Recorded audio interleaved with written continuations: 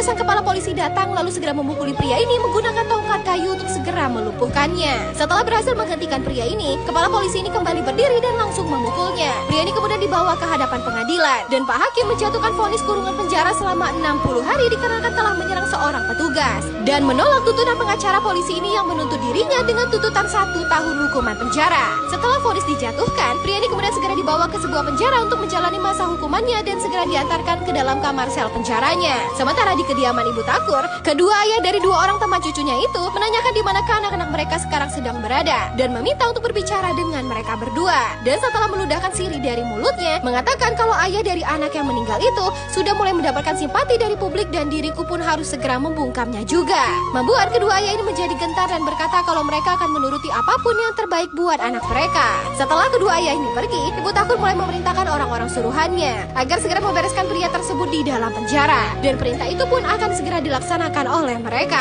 Sementara di dalam kamar sel penjaranya, teman sekamar pria ini memberitahukan kalau ada seorang narapidana yang bernama Jaiswal yang akan segera mendatangimu esok hari untuk menghabisi dirimu. Berkata kalau musuh bebuyutannya si tukang jagalah yang memerintahkan serangan itu. Kemudian membuka ubin pada lantai penjara untuk mengambil sebuah pisau kecil. Lalu kembali mendatanginya dan berkata kalau diriku tak bisa membantumu secara terang-terangan. Namun dirimu lah yang harus berjuang sendiri sembari memberikan pisau kecil tersebut kepadanya. Dan benar saja, di keesokan harinya, beberapa orang gangster ini datang untuk menghabisi salah seorang tahanan. Setelah mengusir tahanan lainnya, tirai pun ditutup, lalu menyiapkan senjata mereka. Mendengar ada yang mendatanginya, pria ini juga mulai bersiap dengan senjatanya. Kemudian segera menyerang mereka duluan dan mencoba melumpuhkan kedua orang gangster yang mencoba untuk menghabisinya. Jaiswal sang bos gangster ini mengambil sebuah kain dan mulai mencekik pria ini dari belakang. Kemudian membanting tubuh pria ini hingga menghempas ke lantai. Pria ini berhasil meraih sebuah pisau di depannya lalu berhasil melepaskan diri dari jeratan kain dan berhasil melukai kaki penyerangnya. Seorang anak buahnya kembali menarik pria ini ke belakang. Namun pria ini kembali bisa melawan dan berhasil melumpuhkannya. Sadar kalau perutnya sudah terluka, pria ini memilih untuk menghindar dan segera keluar dari sana. Membuat para tahanan yang lain menjadi heran melihat pria ini bisa meloloskan diri dari serangan Jaiswal yang paling ditakuti di penjara ini. Yang kemudian menjadi marah dan segera memerintahkan semua anak buahnya untuk mengunci semua pintu penjara dan akan kembali mendatanginya. Semua pintu pun dikunci. Sementara pria ini berteriak meminta ke sipir penjara untuk membukakan pintu untuknya.